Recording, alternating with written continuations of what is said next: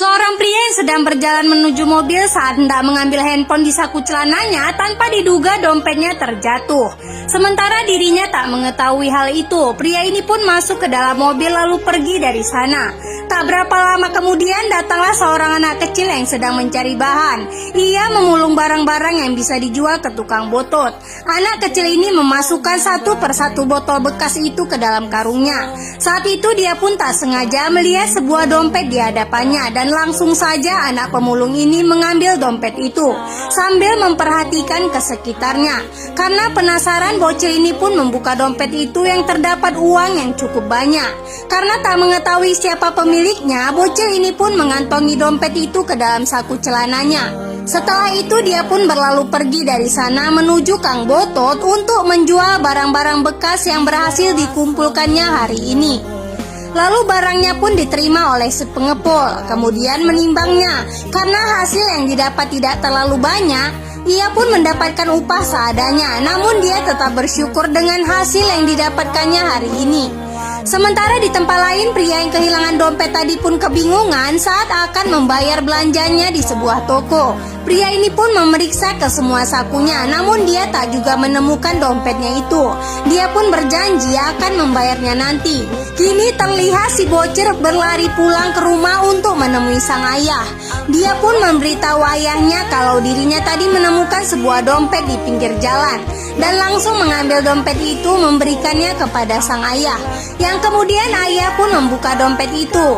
Ia melihat uang yang cukup banyak dalam dompet itu dan berkata, "Benarkah kau menemukannya?" "Iya ayah."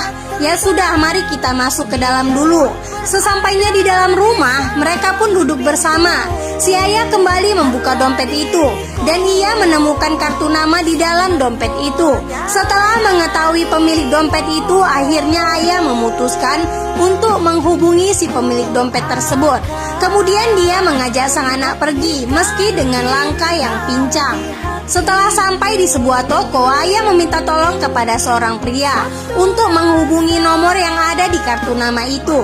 Namun ayah hampir putus asa mendengar jawaban dari pria ini yang meminta bayaran terlebih dulu apabila ingin memakai handphonenya. Untung saja sang anak mempunyai uang hasil dari mulungnya hari ini.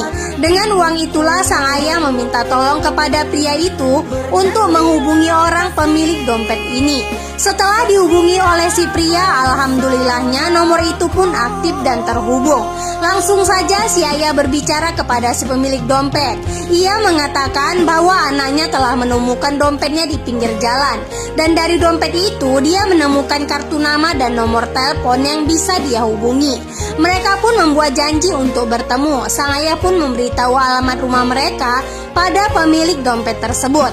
Tak berapa lama datanglah si pria pemilik dompet yang tentunya telah ditunggu oleh mereka di depan rumahnya. Setelah turun dari mobilnya, sang ayah menyuruh tamunya untuk masuk ke dalam rumah.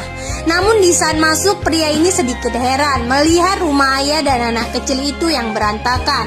Setelah masuk ke dalam rumah dan mereka duduk bersama, si pria langsung bertanya, "Apakah benar kalian telah menemukan dompet saya?"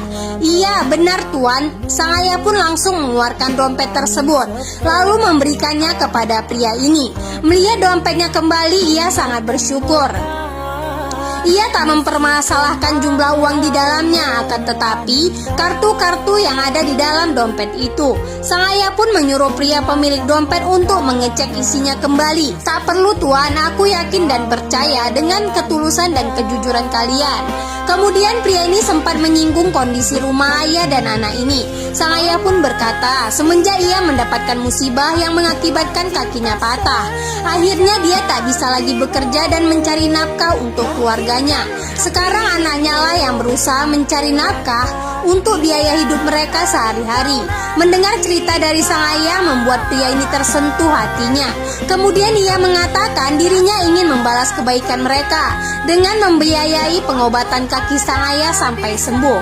"Tuan, jangan repot-repot dengan hal itu," ujar sang ayah. "Tidak apa-apa tuan, saya ikhlas membantu kalian dan kamu harus kembali bersekolah.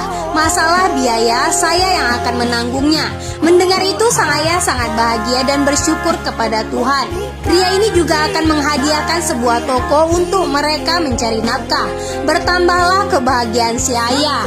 Dan beberapa bulan kemudian, benar saja, si ayah sudah memiliki toko untuk dia mencari nafkah. Sementara si bocil akhirnya bisa melanjutkan sekolahnya kembali. Taburlah kebaikan setiap saat, meskipun kebaikan itu belum tentu Anda mendapatkan kebaikan pula. Namun yakinlah, ada saatnya nanti kita akan mendapatkan balasan kebaikan dari arah yang tak disangka-sangka. Demikianlah akhir dari cerita ini. Nantikan cerita seru menarik lainnya hanya di Snack Video.